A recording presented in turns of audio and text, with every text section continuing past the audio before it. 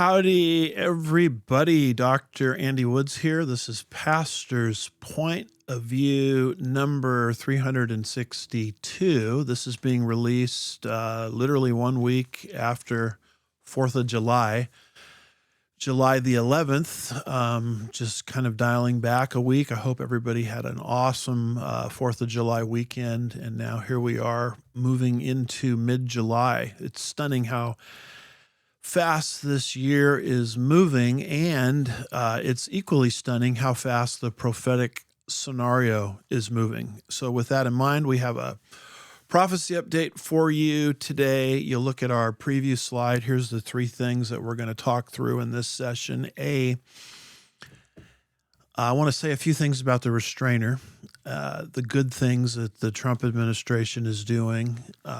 We'll make a lot of comments about the Gog-Magog alignment in light of the Trump precision strikes against Iran. Talk how that fits into the prophetic scenario. And I think that's actually expediting the prophetic scenario, not slowing it down, as we'll explain. And we've got a lot to say about anti-Semitism coming from all corners, including the woke right. What's the woke right? We'll talk about that as we progress. So with all of that being said, let's jump into the Restrainer. Notice, if you will, 2 Thessalonians chapter 2, verses 6 and 7.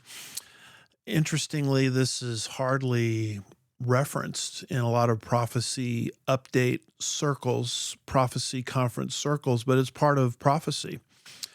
Paul says, writing to the Thessalonians, you know what restrains him being the Antichrist, so that in his time he will be revealed, for the mystery of lawlessness is already at work. Only he who now restrains will do so until he is taken out of the way.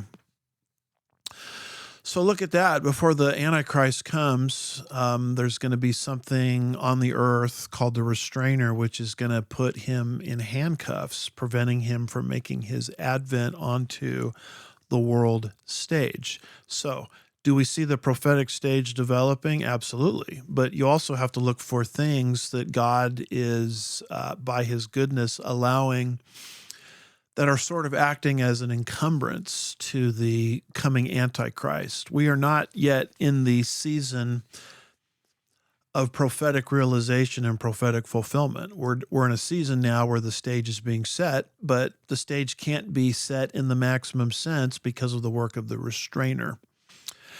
We know that sometimes God can use, not always, but he can use human government to restrain the spirit of the Antichrist. I mean, you clearly see that taught in Romans 13, verses 3 through 5, where Paul writes, for rulers are not a cause of fear for good behavior, but for evil. Do you want to have no fear of authority? Do what is good, and you will have praise from the same, for government is a minister of God to you for good. But if you do what is evil, be afraid, for government does not bear the sword for nothing, for government is a minister of God, an avenger who brings wrath on the one who practices evil. Now, we have a tendency to focus on all of the evil around the world that governments can do, and they can do a lot of evil. But there's actually a good role for government, and that's the restraint of evil. So when you look at 2 Thessalonians 2, 6, and 7, which I think is there, it's the work of the Holy Spirit and the role of human government properly implemented, you can see that, yes, Satan has a plan to bring in his masterpiece one day, the Antichrist, but God has a plan to restrain or hold back the spirit of the Antichrist. And I believe that since the Trump administration took office on Inauguration Day, January 20th, there has been tremendous work that God has done through the Trump administration to slow down our progress into the New World Order and the Antichrist's system. Under the prior administration, which I call a regime, the Biden regime, it was almost like full speed ahead into Antichrist and his system. But with the Trump administration taking office, God has given us, in a certain sense, a reprieve. And so a lot of the wonderful things that the Trump administration is doing, I like to bring to you in a prophecy update as well, dealing with this role of restraint. So with all of that being said, notice this first headline that we have here.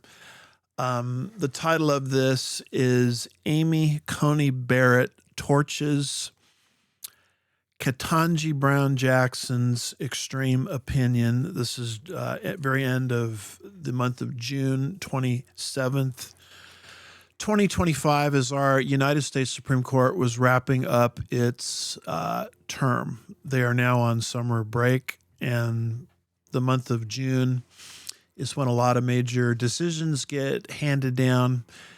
We all kind of sit around, with bated breath, wondering what our Supreme Court is going to do as they're wrapping up their term. And so there were some outstanding, with a capital O and an exclamation point after it, rulings that came down at the end of this term that I want to make you aware of, that I think play a big role in restraining evil in our culture. And this particular one, I've already introduced to you. It says this: the U.S. Supreme Court ruled 6-3 in favor of the Trump administration, allowing his executive order restricting birthright citizenship to go into effect in some areas. The ruling limits federal judges' ability to use nationwide injunctions against presidential policies. In her opinion, this was written by Justice Barrett. She wrote, quote, "Some say that the universal injunction gives the judiciary a powerful tool to check the executive branch, but federal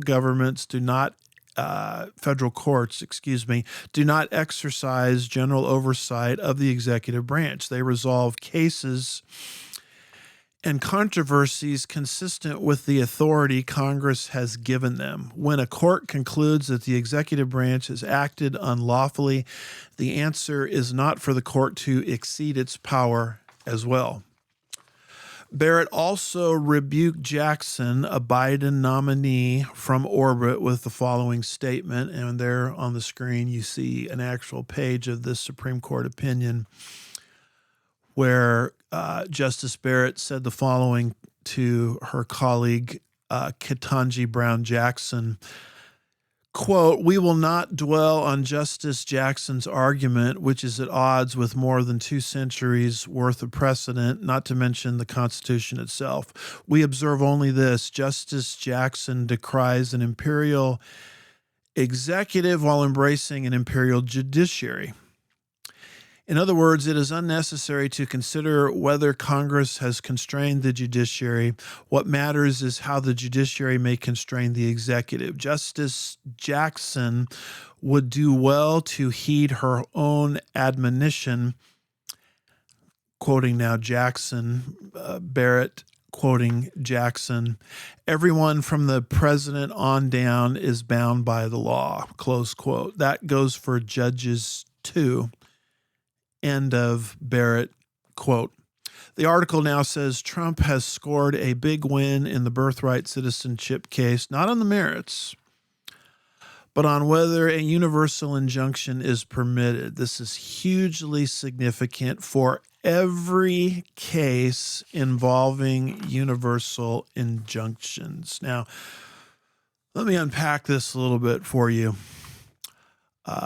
Chuck Schumer, senator from New York, very liberal, said on National Public Radio sometime back, we covered it on this show. He said, don't worry about the, one liberal talking to other liberals, NPR, which I call National Propaganda Radio, government-funded radio.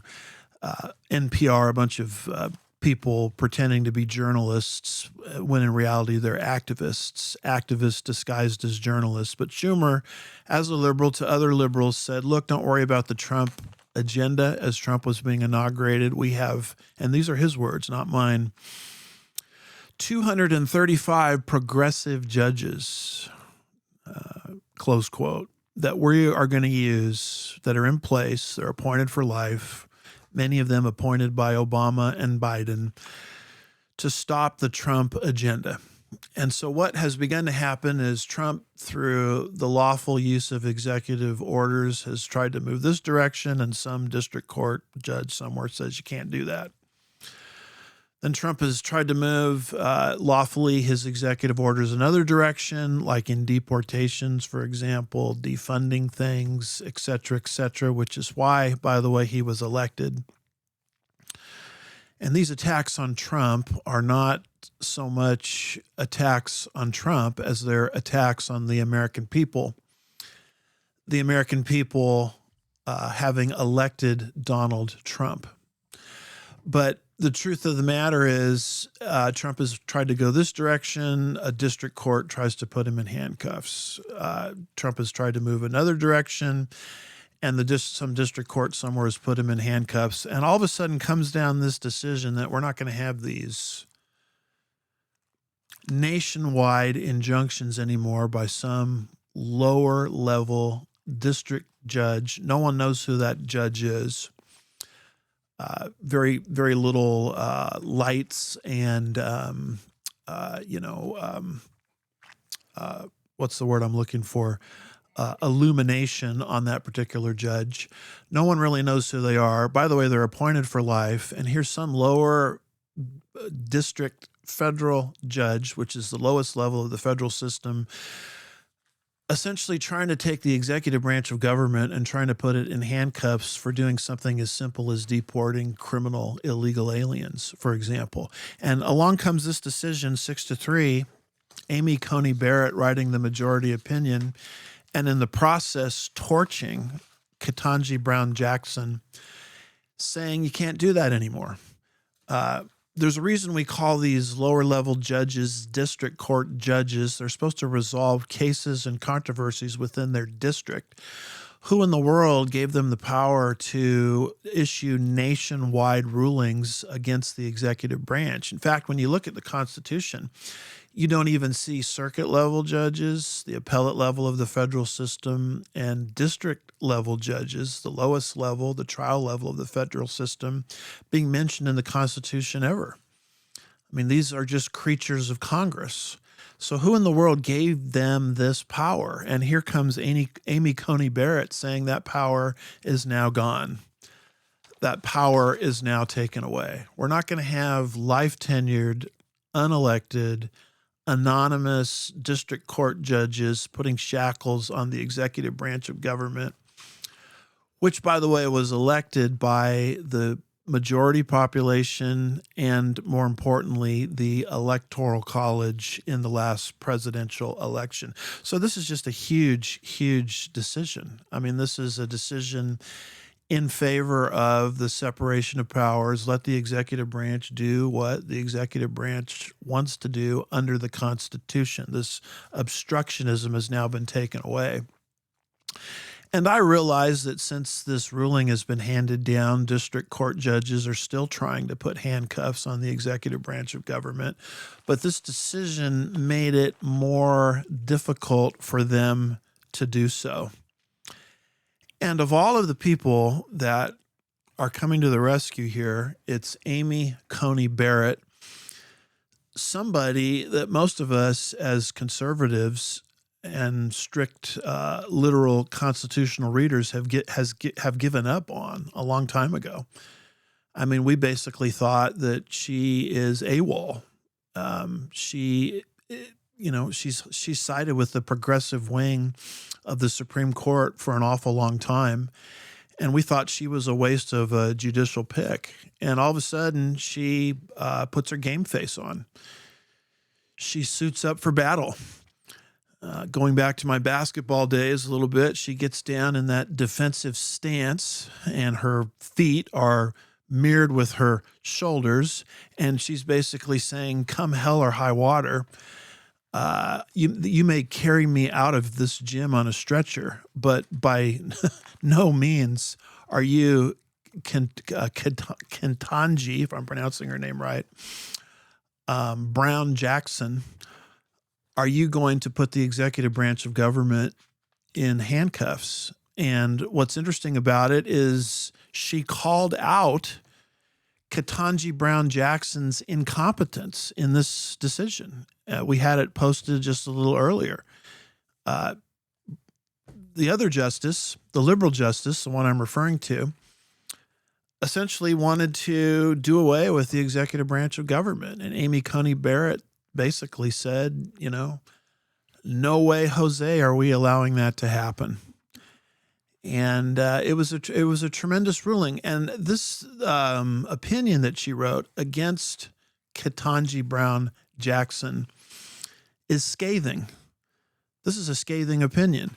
This is something you hardly ever see in judicial opinions. And I happen to know an awful lot about judicial opinions. My father was a appellate court justice in the state of California. I am a member of the California State Bar. I am a graduate of an American-approved, ABA-approved, American Bar Association-approved law school. And so I spent 3 years of my life reading through judicial opinions. The first year of law school, they scare you to death. The second year of law school, they bore you to death. I think I had that wrong. The first year of law school, they scare you to death. Second year of law school, they work you to death. Third year of law school, they bore you to death, reading through judicial opinion after judicial opinion. And you always see deference. You always see this idea where you refer to your fellow jurists as colleagues, etc. There's always civility, a basic decor, and it's like Amy Coney Barrett just took the mask off and just torched Ketanji Brown Jackson. And so this was a major decision and a major ruling. It rescued the separation of powers doctrine in the United States, where the executive branch can do what it wants to do, under the law, of course, what it was elected to do, and some anonymous, unknown district court judge, can't stop it, as we have seen happen over and over again. So Schumer's 235 progressive jurists has essentially been defanged thanks to that decision. And if that's not the work of the restrainer and the restraint of evil, I don't know what is. So with that being said, let me take you to a second major Supreme Court decision that was handed down. Here is an article that comes from justthenews.com. This, again, is June 29th, 2025, and it says this: a faith group provides tools for parents to opt out of LGBTQ plus curriculum after a major Supreme Court of the United States ruling. So what happened here? Again, very recent decision handed down at the end of the Supreme Court's latest term. It says this: in Mohamud versus Taylor, the Supreme Court ruled 6-3 that a Maryland school board's introduction of LGBTQ plus inclusive books and curriculum, combined with its non-opt-out policy, burdens the parents' rights to free exercise of religion.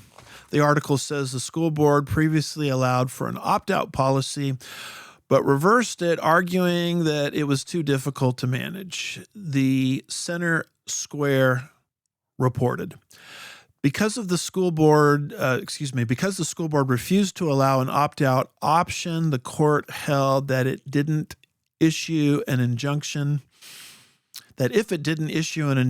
to halt the school district's policies, parents would be forced to keep making their children make the same choice. They would be forced to either risk their child's exposure to burdensome instruction or pay substantial sums for alternative educational services, the ruling states. As we have explained, this is quoting now from the United States Supreme Court, as we have explained, the choice unconstitutionally burdens the parents' religious exercise and the loss of First Amendment freedoms for even minimal periods of time. And this unquestionably constitutes an irreparable injury. The court majority said, continuing with the Supreme Court's language, a government burdens the religious exercise of parents when it requires them to submit their children to instruction that poses a very real threat of undermining the religious beliefs and practices that the parents wish to instill.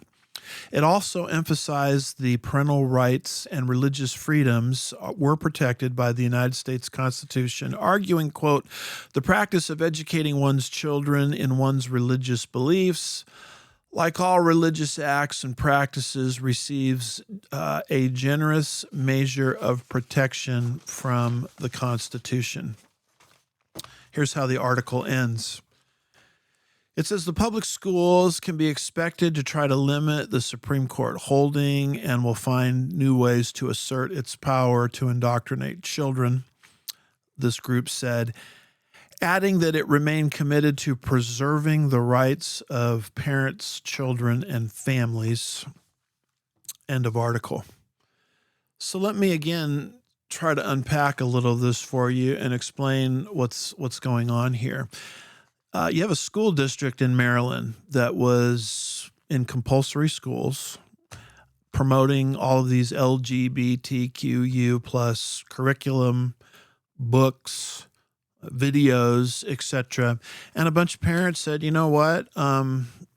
If we subject our children to all of this stuff, it violates our abilities as parents to raise our children in the value system that we wish them to be raised in. I mean, we don't agree with all of this LGBTQ stuff. So the Maryland school district essentially said, okay, we're going to create an opt-out option, allowing these parents to opt out, take their kids out of those particular classes. And what happened is there were so many parents that were opting out that there was no one taking the LGBTQ classes anymore. So what does this Nazi, if I can call him that, tyrannical school board do? They said, well, we're just going to take away the opt-out option. And so you parents are forced to make your kids sit under this godless propaganda. And so rightfully, the school district was sued. This case goes all the way to the Supreme Court. And the United States Supreme Court, again, another wonderful decision, says to that Maryland school district, you know what you're doing is unconstitutional. You cannot coerce a liberal, progressive value system, particularly in the realm of sexuality, onto children whose parents have a valid moral objection to that material. And so, again, an outstanding decision, another example of the restraint of evil in our day. A lot of people are heralding this decision as kind of a return to conservative principles. I don't really look at it that way. I don't look at this as a conservative victory. This is just a return to normal. I mean, of course, you can't take people's kids away from them through compulsory education and make them sit 8 hours a day in an environment where they're being indoctrinated into a worldview that those parents oppose. I mean, if that is allowed, that's the very definition of tyrannical behavior and tyranny, which is the way this Gestapo Maryland school district was acting. And so because the Supreme Court did the right thing here, protecting the First Amendment, religious freedom rights of parents, is this a conservative victory? Yes, but I tend to look at it as a return to what is normal. This is how the normal world is supposed to work, and our Supreme Court just stood up on the side of normal. And with that, I say, praise the Lord. This is the work of the Restrainer. This is the work of the restraint of evil in our day. Notice this screenshot that we have of Deuteronomy chapter 6. Verses 4 through 7, just reading verse 4 and verses 6 and 7. This is called the Hebrew Shema, which means listen. It's God's instructions to parents related to their children. God says, and this is 1,500 years before the time of Christ. This is what normal looks like. It says, "Hear Israel, the Lord is our God, the Lord is one. These words I am commanding you today shall be upon your heart. You shall teach them diligently to your sons, and you shall talk about them when you sit in your house, when you walk by the way, and when you lie down, and when you rise up." Close quote. In other words, God put children under the authority of parents, and parents have not just the right, but the obligation under God to raise those little ones, those young ones, in the value system that they deem appropriate. If I want to raise my kid as a biblicist, then I have that right. And no school board has the right to take that power away from me. That's what normal looks like, and our Supreme Court just stood up for the side of normal. Now, that's quite a far cry from the way that the Chicago Teachers Union thinks. Notice this article from Red State. This, again, end of the month of June 25th, 2025. It says, Chicago Teachers Union head confirms who they think owns your kids. See, the Supreme Court just said parents own kids. The Chicago Teachers Union says, no, we own your children. That's why this Supreme Court ruling was so important. Quoting a little bit from this article, it says, but while Trump is making good on his promise to shut the Department of Education, one city's teachers union is not being shy about who they think is in charge of America's kids. On Monday, at a City Club Chicago event, Chicago Teachers Union President Stacey Davis Gates admitted to what most Americans have been thinking all along about the teachers unions in general. She declared, and this is her quote, all children belong to the union. And here's what Gates goes on to say. Gates used a quote by civil rights activist James Baldwin to let the not-so-secret agenda of the union out of the bag, saying, quote, the children are always ours, every single one of them. Look at this quote here. She says, all over the globe, close quote. That's the way these teachers unions and teachers think about kids. Your kids belong to us. And by the way, that's not just true in the United States of America. That's true all over the globe. Now, is that not stage setting for the coming New World Order? We'll talk a little bit about that issue on our next broadcast. But for the time being, this article goes on and it says Stacey Davis Gates might want to pay attention to the bigger problem in her aforementioned decaying school district rather than allowing Donald Trump to live rent-free in her head. According to the Illinois report card released October of 2024, fewer than 1 of 3 students could read, and 1 in 5 could do math at the elementary level in 2024. As if that wasn't enough, there is the district sex education program, which allegedly is full of gender identity content, including gender and sexuality workshops that they have tried to hide from the public. Here's how the article wraps up. It says, and as always, there is a healthy dose of Democrat hypocrisy as Gates sent her own son to private schools for their athletic program. And Johnson, one of these other teachers union cronies, Johnson's son attended a private school for its orchestra and advanced placement program. This would be the same Stacey Davis Gates who tweeted in 2022 that school choice was actually the choice of racists. The real not-so-secret is that Stacey Davis Gates is not afraid that Donald Trump is taking away anyone's civil rights by abolishing the Department of Education. She's afraid he's taking away her power, and that's all that matters. And that's the end of the article. It's an opinion piece I completely agree with the opinion presented therein. Number one, kids don't belong to teachers. Kids don't belong to school districts or school boards. Kids don't belong to some globalist agenda. Kids or children belong to their parents. And if you take a child away from somebody and coerce them into some value system that you don't agree with, according to the United States Supreme Court, you are violating the rights of those parents. And it's interesting that as all of these higher ups in the public educational system are doing this, look at what they do with their own kids. They don't make their own kids sit under that propaganda. They've got their own kids enrolled in fancy private schools. And so it's just the height of hypocrisy. And by the way, these public schools are failing. The test scores and so forth indicate that. And those that run the schools know that better than anybody else, and that's why a big chunk of them, I mean, the last time I saw a number on this, it was around 40%. 40% of public school teachers put their own children in private, parochial, or religious schools. And those that know the system best know that it's failing, and that's why they come up with rules for thee, but not for me. And notice how they disguise this hypocrisy, which is just coming against parental choice.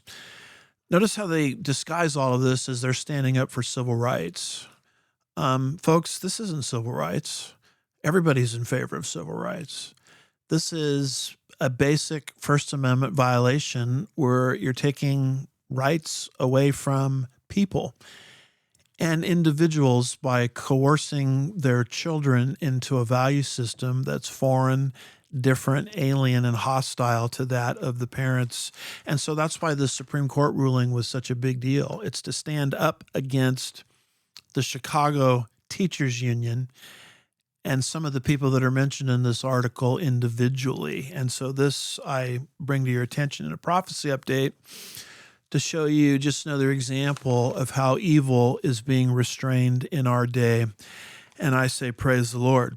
And these decisions, by the way, keep getting better. Here's another recent decision that was handed down at the end of this term by our Supreme Court. This one coming again from Conservative Brief, June 17th, 2025, end of the Supreme Court's last term. And it says Supreme Court rules in a Tennessee ban on transgender surgeries for minors. The article says the Supreme Court on Wednesday upheld Tennessee's ban on transgender surgery for minors in a landmark 6-3 decision, a ruling that strengthens efforts by conservative lawmakers to protect children from irreversibly altering their bodies. Since 2020, Republican-led states have enacted numerous laws regulating the lives of transgenders, particularly focusing on minors. President Trump, who campaigned on ending what he called transgender lunacy, also took steps to reverse the Biden administration's policies that many saw as harmful to children. About half of the states in the U.S. have enacted bans similar to the one in Tennessee. Tennessee's SB 1 prohibits a hormone therapy and puberty blockers for transgender minors and imposes civil penalties on doctors who violate these restrictions. The law also bans gender-affirming surgeries, although that aspect was not challenged in the case. The legislation went into effect in 2023. Specifically, the law prohibits providers from administering such care if the purpose is to enable a minor to identify with or live as a purported identity inconsistent with the minor's sex, or treat purported discomfort or distress from a discordance between the minor's sex and asserted identity. Here's how the article wraps up. The state maintained that it has a compelling interest in encouraging minors to appropriate their sex and asserted its authority to regulate medical treatments. Here's what the state of Tennessee wisely did. Hey, let's have some legislation where minors are not given puberty blockers against the will or knowledge of their parents. Let's have some legislation prohibiting or preventing minors having their body parts cut off because they are in a state of confusion, and let's say their gender is male and they suddenly think they're female. We're just going to put an end to that kind of nonsense. And here's a state law prohibiting that. And if you're a doctor out there and you're running around giving puberty blockers to youth under the name of transgenderism, a young person that's confused about their gender, they happen to be a male and they want to be a female or vice versa, you know what? We're just going to put an end to that. And what has happened of recent when state governments have come to their senses and issued these kinds of restrictions is these district court judges, the imperial judiciary once again steps in and says the state government can't do that. Well, lo and behold, here comes the Supreme Court. It says, you know what the state of Tennessee did here is completely and totally constitutional. And again, with that, we rejoice. So what has happened is handcuffs are being put on these lower court federal judges. I should say, and I meant to say this a little earlier, but related to this issue of birthright citizenship, supposedly found in the 14th Amendment, the merits of that case haven't been settled yet. The only thing that's been settled is judges can't stop the case from being heard. Okay. So we're going to wait for next term, most probably, to see how the court is going to deal with this birthright citizenship issue. So I don't want to give you the false impression that that particular issue has been resolved. It hasn't been resolved. But what is being resolved is the power of these district court judges to stop the Trump agenda, to stop common sense legislation in the state of Tennessee prohibiting, illegalizing gender transition surgeries, mutilation of body parts, and feeding puberty blockers to youth who happen to be confused about their gender. And this is just another example where I believe God is using government and the power of the Holy Spirit, for that matter, to restrain evil in our day. And the good news keeps coming in. Notice this particular quote from Trump's Truth Social account. He says, "Big win in the Ninth Circuit Court of Appeals on the president's core power to call in the National Guard. The judges obviously realize that Gavin Newsom," Trump's name for Newsom, "is incompetent and ill-prepared. But that is much bigger than Gavin. Because all over the United States, if our cities and our people need protection, we are the ones to give it to them. Should state and local police be unable, for whatever reason, to get the job done.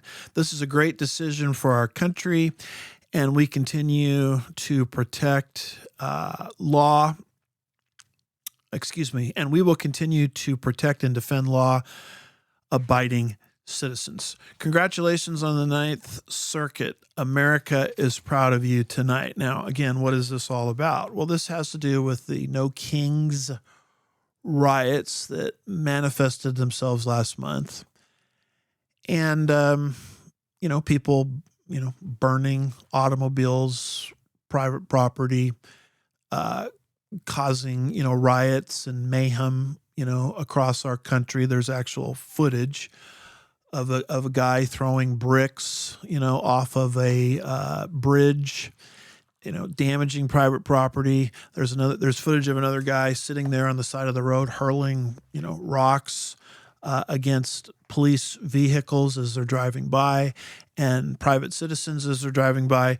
And Trump says, you know what, I'm going to bring in the National Guard to put this riot down. And here comes Newsom saying, well, what Trump is doing is unconstitutional. You can't bring in the National Guard without the governor of California's permission. And the Ninth Circuit comes along and says, you know what Trump is doing is absolutely correct, and it's absolutely right, and Newsom has no constitutional argument to be made for. And what's interesting about this particular case is it comes from the Ninth Circuit, which is historically one of our more liberal circuit courts in the federal system, and even the Ninth Circuit. We used to call the Ninth Circuit, the Ninth Circus. It was so bad. I mean, it was the Ninth Circuit, you might remember, that tried to argue that the Pledge of Allegiance is unconstitutional. And even that circuit said that what Trump did was completely right, and he put down, rightfully so, using the National Guard, a riot in Los Angeles. Now, I know a little something about riots in Los Angeles. I was driving to and from law school in that time period, from Orange County, California to Los Angeles. And the drive that I took into law school went right through that riot-torn area in the wake of the Rodney King verdict. And what was so interesting about that is, if I remember right, my particular class had been canceled. And had that class not been canceled, I would have been right there driving through that riot at that particular time. And God, I think, providentially saved me, rescued me from that. But I remember driving through that area the day after on the way to class. And I remember seeing stores that I frequented, for example, a 7-Eleven, where you stopped, to get a cup of coffee during that long drive. The 7-Eleven didn't exist anymore. It had been burned to the ground. And it was not just that 7-Eleven, but it was stores and buildings all over that territory. And that's what happens to lives and property when riots are not quelled. And so the fact that Trump brought in the National Guard to put down that No Kings riot, and the fact that the Ninth Circuit, the Ninth Circus of all areas of the judiciary, came down with this wonderful ruling explaining that what Trump did was completely constitutional. That's what makes this whole thing miraculous. And that's just another example of how God is restraining evil in our day. Notice this particular article dealing again with the restraint of evil. This one comes from the populisttimes.com, June 16th, 2025. It says Trump reverses mass migration. More people are leaving the U.S. than arriving for the first time in 50 years.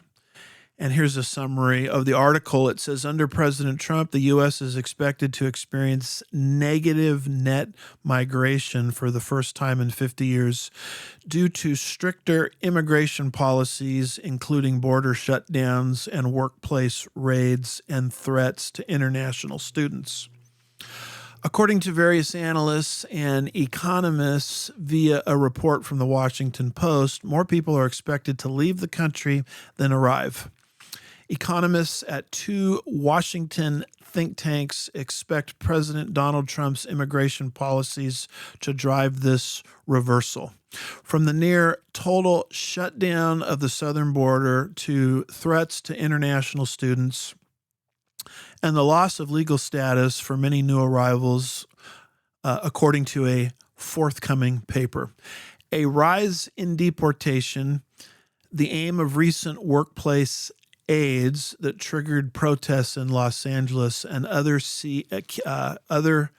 events of the cities, has played a key role. Here's how the article concludes. It says the projection is a good sign for the recovery of America, which was buckling under the unsustainable levels of legal migration. Legal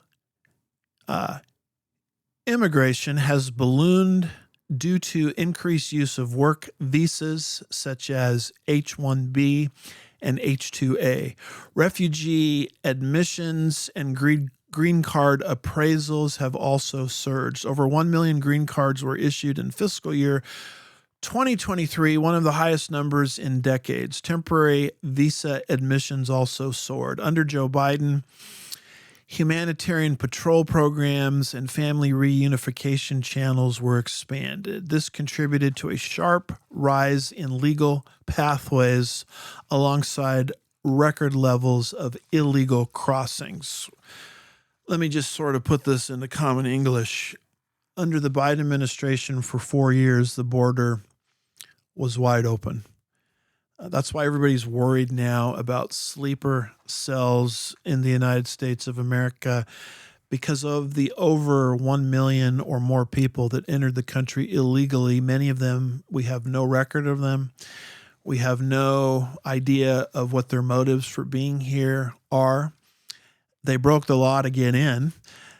So wouldn't they continue to keep breaking the laws once they are in? And all of a sudden, Trump has come to office and he's imposed some common sense border regulation and restrictions. And he's told people that, look, we're going to deport you.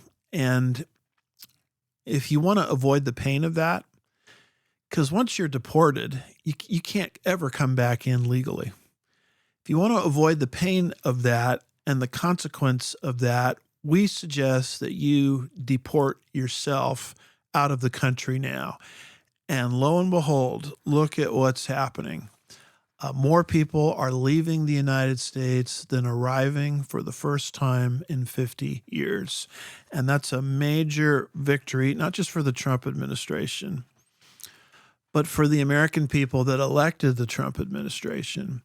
And it's a major victory for the restraint of evil in our time period. The Restrainer, albeit Romans 13, verses 3 through 5, and 2 Thessalonians 2, verses 6 and 7, is very much alive and well. With all of that being said, let's jump to our second major category, and this has to do with the looming Gog-Magog invasion. This is something that was spoken of through the prophet Ezekiel 2,600 years ago. Here is a map that sort of depicts that invasion, and it's an invasion by Rosh, which you see circled there, and Persia into the land of Israel in the last days. We think Rosh is Russia, and Persia is Iran. As I'll mention in just a moment, we think Sheba and Dedan, mentioned in the prophecy, is Saudi Arabia.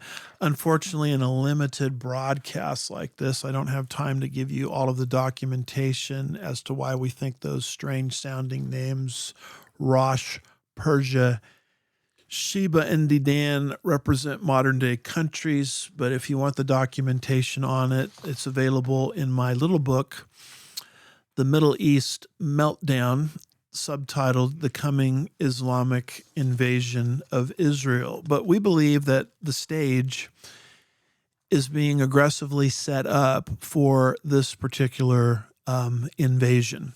So one of the things people have been wondering about is, how do the Trump targeted strikes recently against Iran's nuclear building and capabilities, how does that fit into Ezekiel 38 and 39? Well, notice this particular article from Dr. James Dobson's Family Talk, and he expresses politically what happened with those targeted strikes better than anyone. And so I quote him here.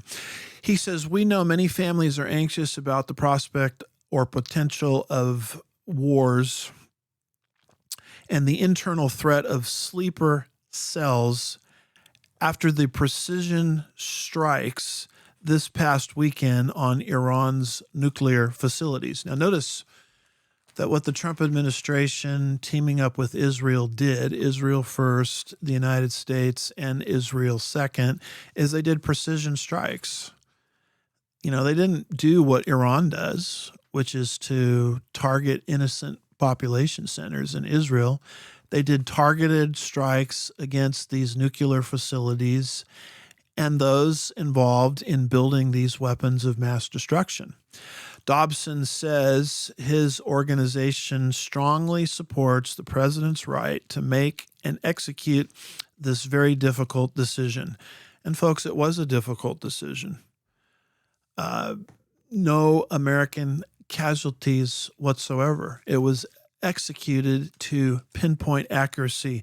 Continuing with Dobson's quote, we appreciate that's Trump's willingness to carry this tremendous burden, and we believe it'll make the world safer.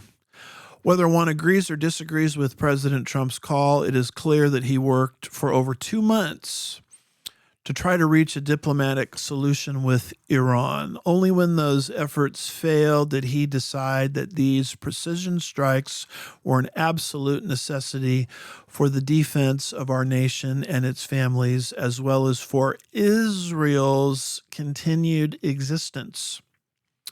Dobson's organization says they were especially grateful for President Trump's direct affirmation of his love for God in addressing the nation about this tactical mission and our future.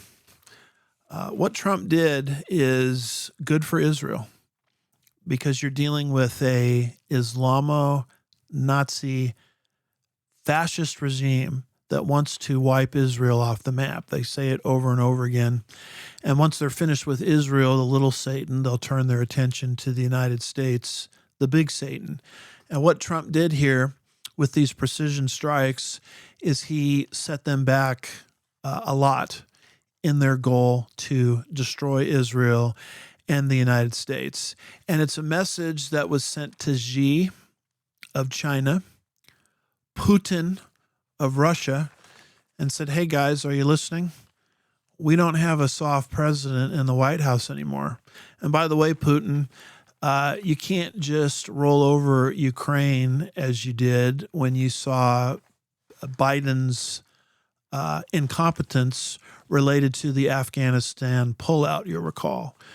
When Biden did what he did with Afghanistan, and you remember the history of that, Putin was watching, and he saw a marshmallow type of president, and consequently, he rolled right over Ukraine. And with this policy of peace through strength, you now have a new sheriff in town. The Xis of the world, the Putins of the world are going to think twice. Peace through strength, my best recollection of it was in the Reagan administration under when Gaddafi was in power there in Libya. The Reagan administration, after terrorist activities conducted by Gaddafi, in essence, responded with military force. And we didn't hear from Gaddafi for decades after that. And so this is what we mean by peace through strength, by showing strength the way the Trump administration did with these targeted attacks on Iran's nuclear facilities. It doesn't bring war. You know, the Tucker Carlsons of the world are running around saying this is going to cause World War III. The opposite is true. It's not going to cause World War III. What it's going to do is it's going to cause people who could cause World War III to think twice about their actions. This is what we mean by peace through strength, and that's why we find ourselves in agreement with what the Trump administration did, as articulated by James Dobson. When this happened, notice Trump's post on his social media platform. He said this: we have completed our very successful attack on 3 nuclear sites in Iran, including Fordow, Natanz, and Vagan, if I'm pronouncing that right. All planes are now outside of Iranian airspace. A full payload of bombs was dropped on the primary site, Fordow. All planes are safely and on their way home. So this was done without any American casualties whatsoever. And Trump says this: well, first of all, congratulations to our great American warriors. And then he says there is not another military in the world that could have done this. Now is the time for peace. thank you for your attention to this matter. And so we look at these targeted attacks as something that is actually good in the world. Not only does it slow down potential movements into World War III, but it slows down Iran's path towards a nuclear weapon. And if Iran ever gets its hands on nuclear weapons, that will be the end of Israel, and that will be most likely the end of the United States of America, because the leadership of Iran, I'm not talking about the people that are being persecuted by the regime, I'm talking about the regime itself. The regime is dedicated to something called Shiite Islam. They're 12ers, meaning that they can bring the 12th Imam to the earth through a time of great confusion and chaos that they will cause. Now, how in the world can you let a regime like that get its hands on nuclear weapons? And the Trump administration just said no. Now, having said all that, does this slow down Ezekiel 38 and 39 from happening? I think not. I don't think Iran is going anywhere.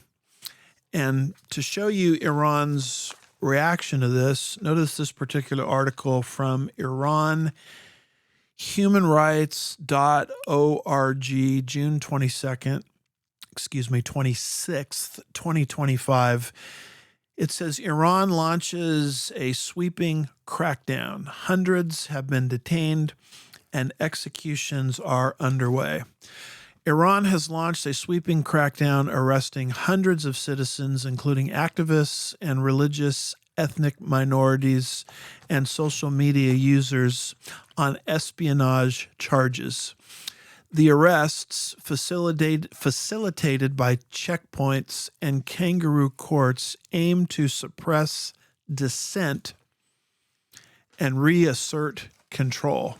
I think we have a slide that talks about key developments in Iran since this precision strike. It says this: over 700 individuals have been arrested across Iran in the past 12 days, with many hundreds more detained in Tehran. Checkpoints are set up in many cities to aid in arrests. And then it says 6 executions on espionage charges have been carried out just since the war began, with additional death sentences expected. Detainees are subjected to fast-track trials in kangaroo courts without lawyers. And this article is so interesting because it just gives you page and page and page and page of documentation showing all of the innocent people that Iran has railroaded through its corrupt judicial system, as these people are now, these poor souls are being fast-tracked for execution. Sociologists, student activists, political activists, rappers, rap singers, political science professors, media activists, graphic designers and photographers, cartoonists, radio presenters, law students, poets, writers, 69-year-olds. It documents page after page showing all of these people now being persecuted by this Iranian regime because the Iranian regime senses that it's losing control. And what does a wounded animal do? It becomes even more fierce when it's threatened. It becomes even more aggressive. And this is why I believe that Iran is not going anywhere. Iran is nothing more than a caged animal at this point. This whole scenario that we've been describing doesn't make the Gog-Magog invasion more remote and more unlikely. It makes it more probable. And have we not pointed out many times on our shows that this invasion will take place on horseback? I think a denuclearized Iran leads more to the scenario where an invasion on horseback, could transpire. In fact, I believe that as we speak, there's actually a demon over Iran, and that's why Iran is not going anywhere. Where in the world am I getting this from? I'm getting it from the book of Daniel, chapter 10 and verse 13. The angel, most likely Gabriel, that was dispatched from heaven to answer Daniel's prayer request there in Daniel chapter 10, describes the angelic conflict he had to get through to get to Daniel in Persia to answer his prayer request. That particular angel says this, Daniel 10, verse 13, "But the prince of the Persian kingdom resisted me 21 days. Then Michael, one of the chief princes, came to help me because I was detained there with the king of Persia." And then verse 20 said, "So he said, 'Do you know why I've come to you? Soon I will return to fight against the prince of Persia. And when I go, the prince of Greece will come.'" What in the world is this talking about? It's dealing with a good angel, most likely Gabriel, dispatched from heaven to answer Daniel's prayer request 2,600 years ago. And that good angel said to Daniel, "I only got through to answer this prayer request for you because I was being fought by a demon, maybe even Satan himself, a fallen angel over Persia for 3 weeks or 21 days.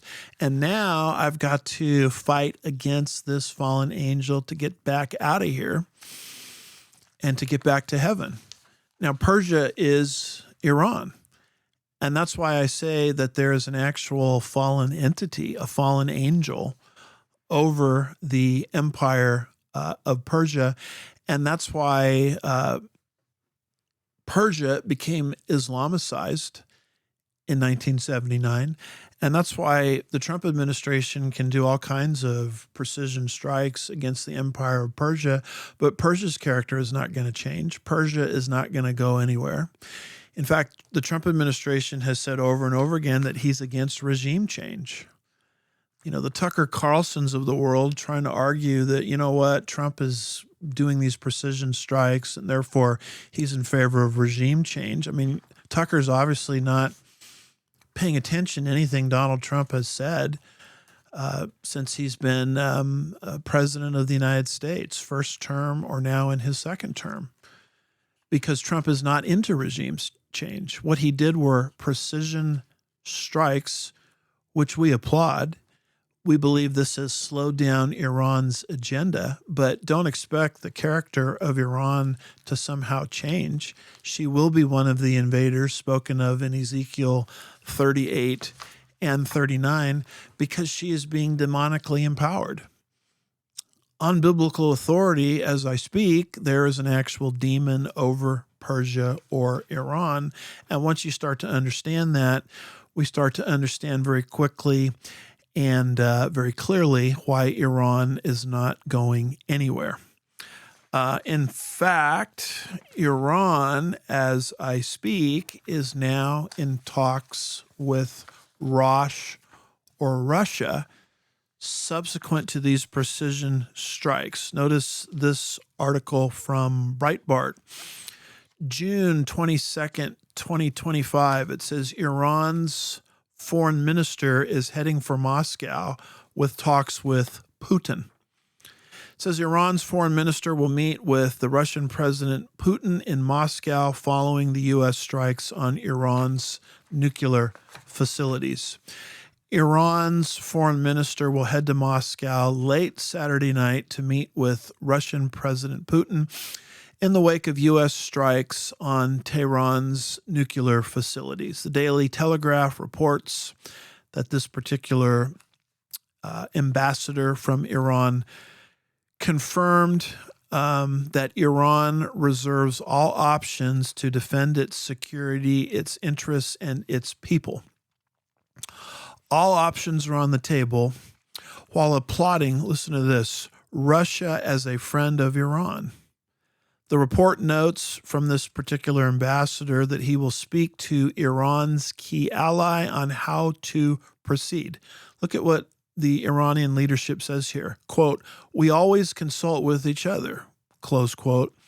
He added at a press conference in Istanbul. Here's how the article concludes. His visit to Russia will raise significant concerns over what kind of support Moscow is willing to offer Tehran at this moment, which could include sending defense materials, getting involved directly militarily, or throwing diplomatic weight behind Iran, the Telegraph report stated.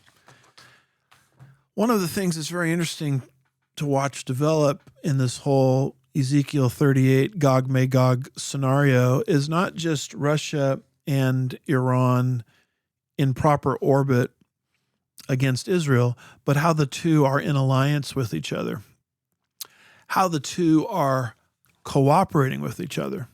And I would submit that this recent precision strike by Tehran, by the Trump administration against Tehran, has not pushed Iran away from Russia, but it's made the alliance gel, because now Iran has to depend on Russia to be propped up in the Middle East. And because there's a demon over Iran, and because Iran is drawing resources and an alliance with her friend Rosh or Russia, and because the invasion will take place on horseback, I think these recent events are not slowing down at all our progress into Ezekiel 38 and 39. They're actually accelerating our progress into Ezekiel 38 and 39. Along those same lines, notice this particular article from the Gateway Pundit, June 18th, 2025. It says, "Is the end near? Top Khamenei aide reportedly in talks with Russia for possible escape ramp. Several Iranian officials are finalizing their own exit plans." The article says, as Israel continues to batter Iranian military and leadership targets, the supreme leader Ayatollah Khamenei is reportedly looking for an escape route out of the country. According to Iran International, the Ayatollah is looking for an off-ramp, and his sights are set on Russia, of all places.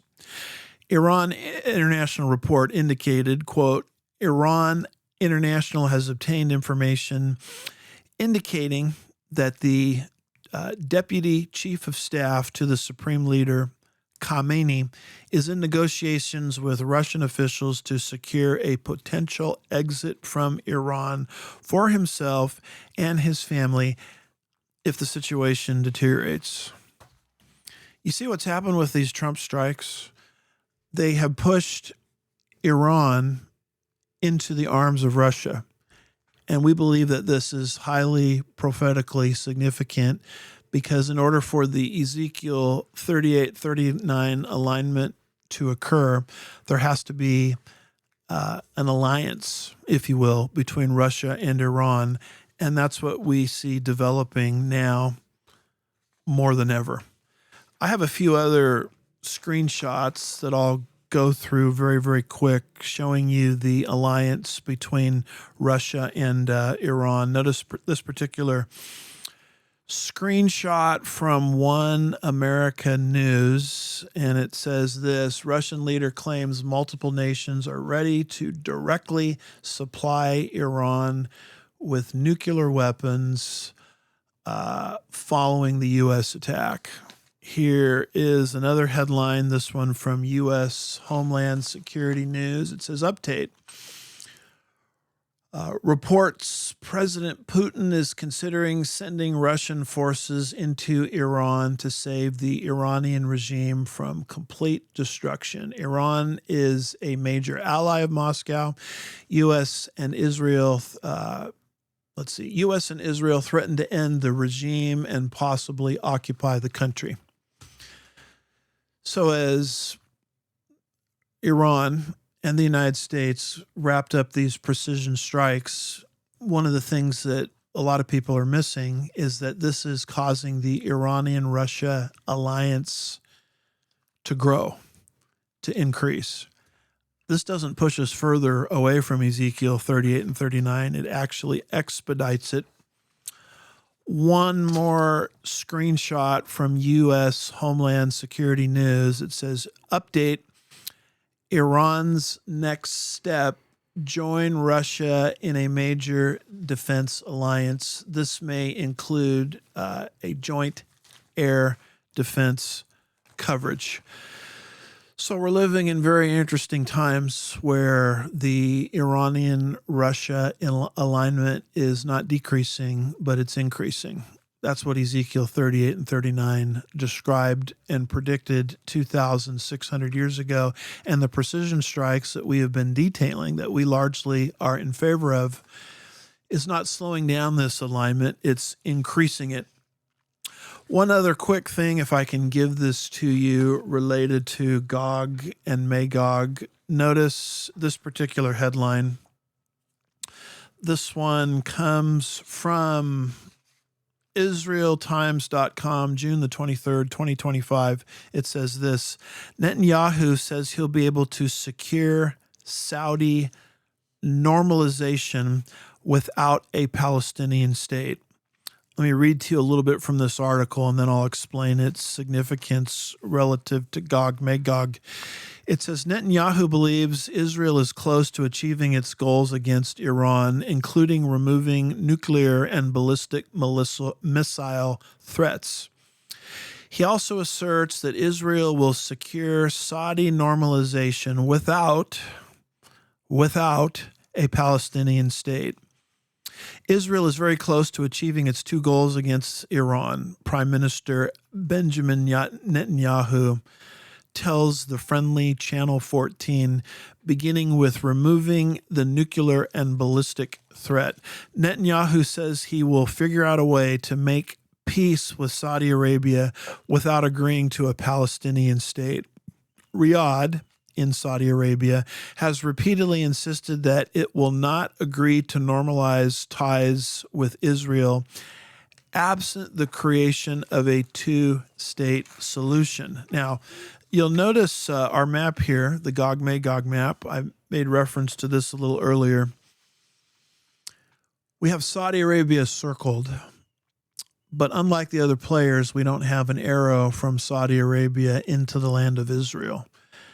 Why have we drawn our map that way? It relates to the intricacies of Ezekiel's prophecy found in Ezekiel 38, verse 13, which says this: Sheba and Dedan, which we believe is Saudi Arabia, and the merchants of Tarshish with all its villages will continue to say to you, have you come to capture spoil?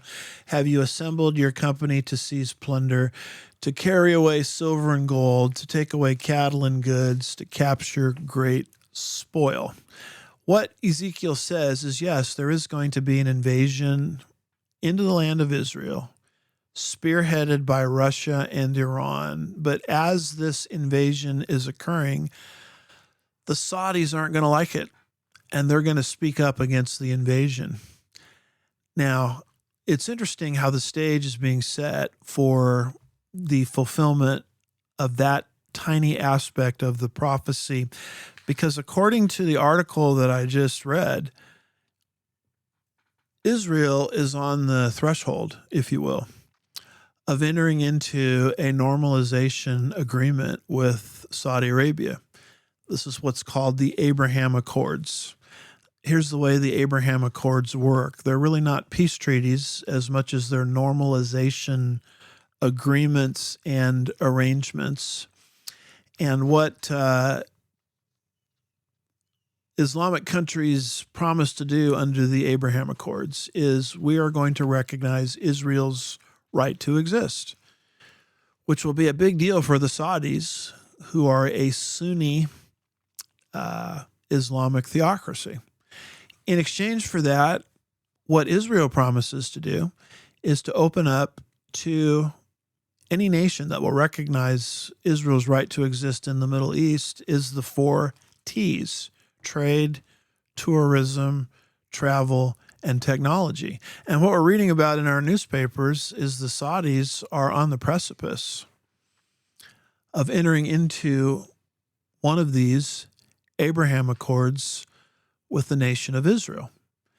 Now, that then becomes the explanation as to why the Saudis, when this invasion occurs, spearheaded by Russia and Iran, won't like the invasion, the way Ezekiel 38 and verse 13 describes, and will speak up. They stage what's called a lame protest. They speak up, although they don't do much to stop it. But the Holy Spirit saw fit to show us in Ezekiel 38, verse 13, that the Saudis won't like the invasion. We haven't had much of an explanation as to why they wouldn't, but the Abraham Accords now provide that explanation. Of course, the Saudis won't like it if they're economically benefiting from the nation of Israel, thanks to normalization agreements and the Abraham Accords that they've entered into with Israel. Now, what's interesting about this whole thing is the Saudis keep saying, we're not going to give Israel a normalization agreement until she agrees to the 2-state solution, which is something that the Israelis cannot ever agree to. You'll notice we've got a couple of maps here. The first map shows you what's called the West Bank. And of course, we don't like the title, the West Bank, because that title doesn't occur anywhere in the Bible. And West Bank is giving a political perspective from the standpoint of Jordan. That area is west of Jordan, but it's actually east of Israel. So when you use the expression West Bank, you're taking the Jordanian side in this disagreement or conflict or contest. But what's interesting is the Saudis have said, we're not going to agree to a normalization agreement until Israel agrees to a 2-state solution, meaning give up the West Bank. If you look at the next map, it's got there the proper name for the West Bank, which is Judea and Samaria. And obviously the Israelis can't give that up, because if they did give it up, it would take Israel's width and reduce it to less than 10 miles, putting them in a politically indefensible position. And by the way, how well did the West Bank work with Gaza, which you see there in the southwestern portion of the map? That's an area that the Israelis gave up control of in 2004. Those folks had won and only one election there. They elected Hamas in 2005, and that area has been used as a beachhead for terrorist activity into the land of Israel, culminating in the events of October the 7th, 2023. So that's why, from the Israeli perspective, we can't agree to this 2-state solution, meaning relinquish the West Bank, relinquish Samaria and Judea. So it looks like the normalization with the Saudis has been stalled. Well, along comes this article that I just read, quoting Bibi Netanyahu saying, you know what, we can make the whole thing work without the 2-state solution. Now, does that slow down the normalization agreement between the Saudis and Israel? Of course not. It expedites it. It speeds it up. So no matter how you cut this, the Gog-Magog scenario is becoming more and more realizable. The alignment between Russia and Iran is growing. Iran's character has not changed one iota since the precision strikes by the Trump administration, as evidenced by the Iranian crackdowns. A denuclearized Iran, in my view, doesn't make an invasion by horseback less credible. It makes it more credible. And now you've got the specifics of Sheba and Dedan falling into place, because the Saudis now can reach an agreement with Israel where Israel says we can do it without the two-state solution, something that we will never agree to. So no matter how you cut this, no matter how you slice this, the prophetic scenario continues to move into greater and greater clarity. Well, I had planned to move into another subject with you all today, anti-Semitism, an important subject dealing with the woke right. Obviously, I'm out of time. I've busted the clock given the severity of the information that I've already had a chance to talk through with you. So we'll save that subject for our next update today, having just covered the Restrainer and the looming Gog-Magog scenario. And we'll pick it up right here on Pastor's Point of View with our next show together. God bless you. Thank you for watching.